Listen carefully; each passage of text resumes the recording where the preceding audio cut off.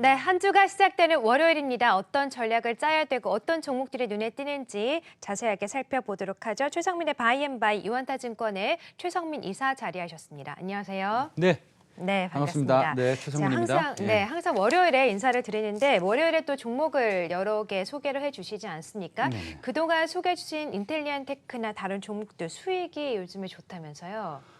네, 인텔리안테크가 많이 올랐죠. 예, 오늘 좀 오르고 있는 걸로 알고 있는데 네. 저번 주에 방송했나요? THN도 괜찮습니다. 그래서 네. 8월에 사실은 굉장히 폭락장이었고 많은 분들이 조금 두려움에 떨었는데 사실은 좋은 주식을 역시 그럴 때 매수하는 것이 옳았던 전략이다라는 것을 다시 한번 확인시켜 주고 있는 것 같습니다. 네, 그렇습니다. 자, 그런 의미에서도 오늘 어떤 종목을 가지고 오셨을지 기대가 많이 됩니다. 자, 종목을 자세하게 보기 전에 이번 주 전략부터 함께 짜보도록 하죠. 8월까지 7, 8월 시장 참 암담하고 참담했었는데 9월이 시작되면서 조금씩 변화가 보이고 있거든요. 특히 최근에 코스피도 2,000선을 돌파하고 회복까지 좀 오르고 있는데 9월 시장 어떻게 보고 계십니까? 그 장의 색깔이 다분히 바뀌었습니다. 그쵸. 예, 그래서 네. 우리가 뭐 저를 포함해서 시정 참여자가 우려했던 세 가지를 한번 복기를 한번 해보고 네, 그거에 그럴까요? 대해서 우리가 얘기를 좀 해봐야겠습니다. 네. 그래서 코스피 전체 실적이 사실은 첫 번째 최악을 통과하고 있는가라는 거 하고요. 미중간의 무역 분쟁은 과연 정치적으로 어떻게 지금 해결이 될 것인가라는 것이 하고요. 그다음에 단기적인 금리 역전 현상에 대해서 이런 것은 항상 우리가 우려를 했었는데 과연 이번 경우에 있어서는 어떤 것인지 이 세 가지에 대해서 한번 말씀을 드려보도록 하겠습니다. 예. 네, 한번 짚어볼까요, 하나씩? 네, 첫 번째 배경은 사실은 우리가 8월에 좋은 주식을 계속 사라고 제가 말씀드렸는데 네. 그 첫 번째 배경은 그렇습니다.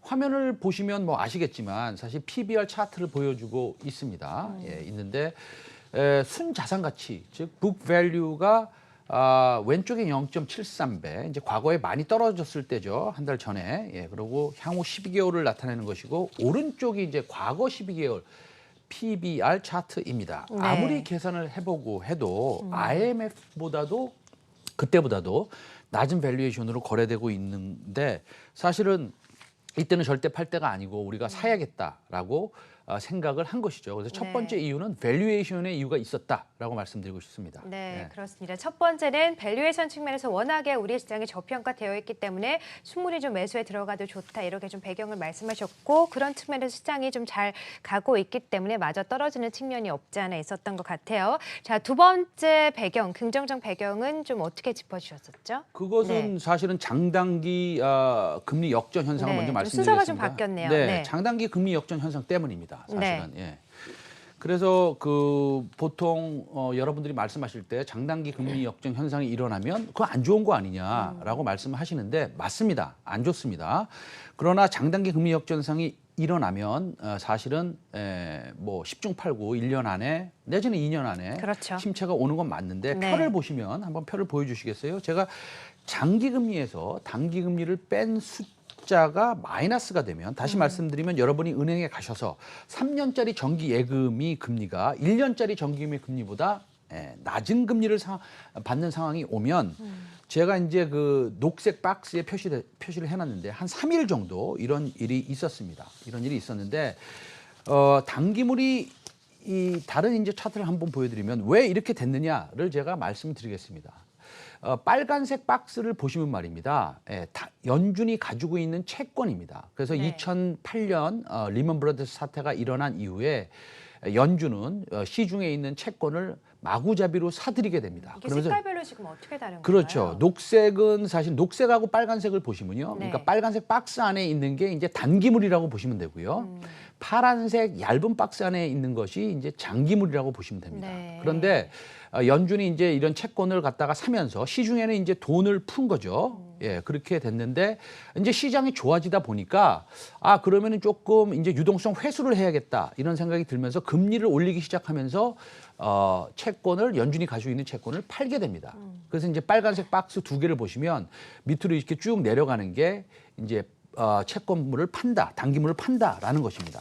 그런데 사실은 파란색 박스를 보시면 저거는 장기물입니다. 장기물은 팔지 않았습니다. 네. 다시 쉽게 말씀드리면 단기물을 급격히 파는 과정에서 단기물 채권 가격이 올라가고 그다음에 금리와 채권 가격은 역에 구조이기 때문에 2년물의 채권 금리는 올라가게 되고 10년물의 채권 금리는 올라가지 않아서 일시적으로 그런 현상이 일어났다고 해도 논리가 맞다라는 점에서 장단기 금리 역전 현상은 사실은 이번 경우에 있어서는 전혀 문제가 될 것이 아니다라는 논리로 제가 말씀을 드리고 있는 것입니다. 네. 그렇기 때문에 8월에는 7월에 그런 것을 확인하고 8월에는 이거 무조건 주식을 사야겠다. 밸류에이션 상, 그다음에 장단기 금리 역전 현상이 문제가 안 된다라는 것을 보고요. 그래서 마지막 세 번째를 말씀드리면 네.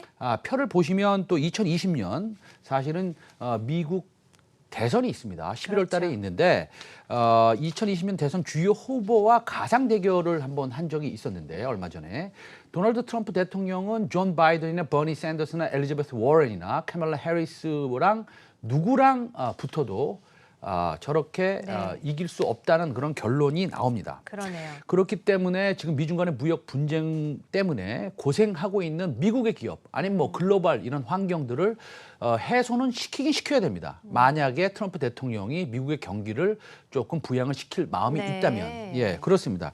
미 대선이 아직 멀었다고 생각하시는 분들도 있을 겁니다. 한 1년 남았죠? 네, 그렇습니다. 그러나 민주당 대선 후보들이 사실은 9월 4일 날 TV 토론을 했습니다.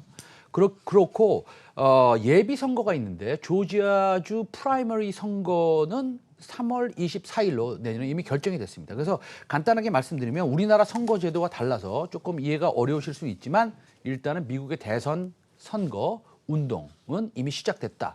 그렇기 때문에 트럼프 대통령은 금리 인하를 공격적으로 추진할 것이고 물론 네. 뭐 연준의 객관적인 독립적인 것들을 훼손하지 않는 차원에서 그렇게 할 것이고 그다음 미중 간의 무역 전쟁의 완화 측면도 심각히 고려를 할 것이다라는 것입니다. 그런 이유로 8월 달에 주식을 사기 시작한 겁니다. 네, 그렇군요. 자, 그동안 우리 시장을 짓눌렀던 세 가지 요소들 살펴주셨습니다. 기업들의 실적 격화, 미중 간의 무역 분쟁, 장단기 금리차 역전까지 짚어주셨는데 거의 다 좀 우려와는 다르게 조금씩 긍정적인 모멘텀을 받고 있고 특히 미중 간의 무역 분쟁 같은 경우에 지금 트럼프 대통령의 지지율이 많이 하락한 상태에서 지지율을 끌어올리기 위해서 노력을 해야 되기 때문에 금리 인하나 기업들의 이익을 개선하기 위해서 많은 노력을 필요할 것이기 때문에 시장도 상승 쪽으로 조금씩 가닥을 잡을 것이다라고 봐주셨습니다. 네. 자, 이렇게 조금씩 시장의 우호적인 환경이 조성이 되고 있는데 그렇다면 이런 시점에서 좀 오늘은 또 어떤 종목을 보면 좋겠습니까? 네, 오늘 바이앤바이 리포트 종목으로요. 우리산업 9월 2일 날 출간된 우리산업 리포트 이베스트 투자증권에서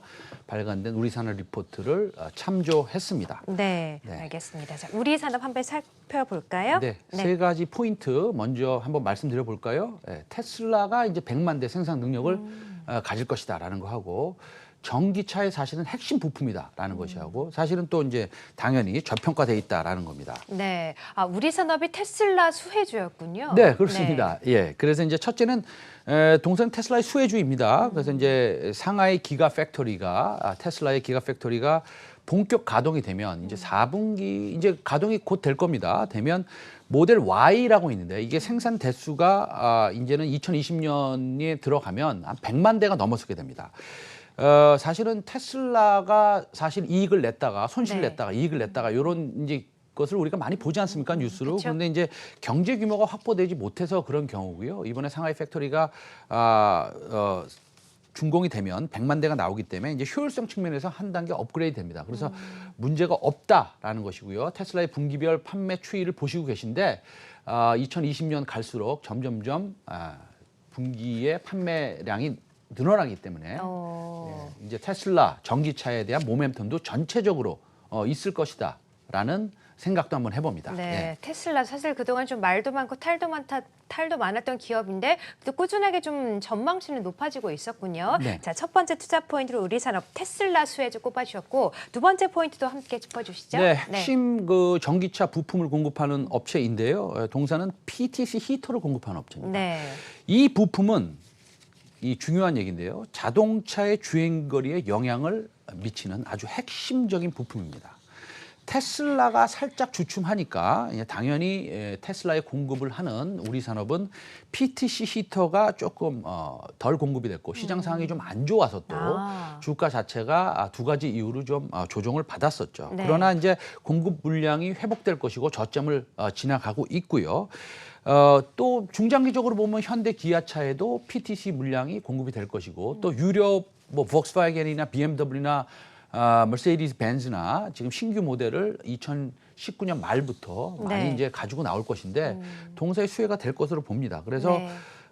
마지막으로 이제 밸류에이션을 한번 보면 사실은 전기차 부품 굉장히 전 세계적으로 과점을 하고 있는 업체입니다. 일본의 뭐 덴소나 그다음에 우리산업이나 이렇게 과점을 하고 있는 업체라서 마켓 쉐어가 굉장히 높습니다. 그래서 그럼에도 불구하고 내년 기준으로 퍼가 한 13배 정도뿐이 안 되는 걸 보면 연말로 접어들면서 메이저 업체들의 그 신규 모델이 네. 이제 계속 나올 것이고 그다음에 테슬라가 중국의 기가 팩토리를 준공하면서 물량이 늘어날 것이기 때문에 지금 정도에서는 사실 뭐 좀 관심을 둘 만한 종목이다 이렇게 말씀을 드리고 싶습니다. 네, 그렇군요. 자, 그래서 오늘은 우리 산업을 가지고 오셨는데 마지막으로 시일성과 모멘텀 점수 한번 내주시죠.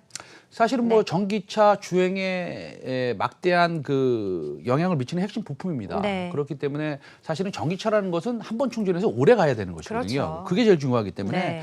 말씀드렸다시피 글로벌 업체 덴소하고 카뎀하고 이제 과점을 하고 있고요. 그래서 리포트를 낸 타이밍이 사실 주가가 조정을 받은 이후에 냈기 때문에 굉장히 시의성이 좋고요. 그다음에 또 사실은 모멘텀도 테슬라가 다음 분기부터 실적이 좀 나올 것으로 예상되고 있고 내년엔 실적이 더 좋을 것으로 예상되기 때문에 모멘텀도 상당히 저는 선제적으로 좀 관심을 뒀으면 하는 그런 마음이 있습니다. 그래서 시의성 별 5개, 모멘텀도 별 5개 드려서 만점 드리겠습니다. 네, 자 오늘은 테슬라 수혜주 전기차의 핵심 부품을 공급하는 업체입니다. 우리산업에 대해서 한번 살펴봤고요. 지금까지 최성민 이사와 함께했습니다. 말씀 대단히 고맙습니다. 네, 감사합니다.